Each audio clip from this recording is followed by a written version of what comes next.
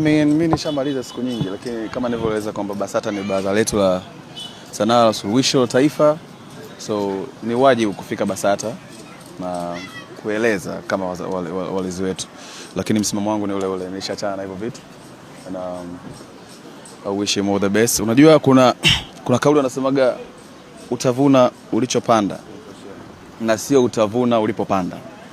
Kuvuna ulipopanda ni kutaka kwa kuwa umeinvest pesa kwa msanii basi upate pesa kwa msanii.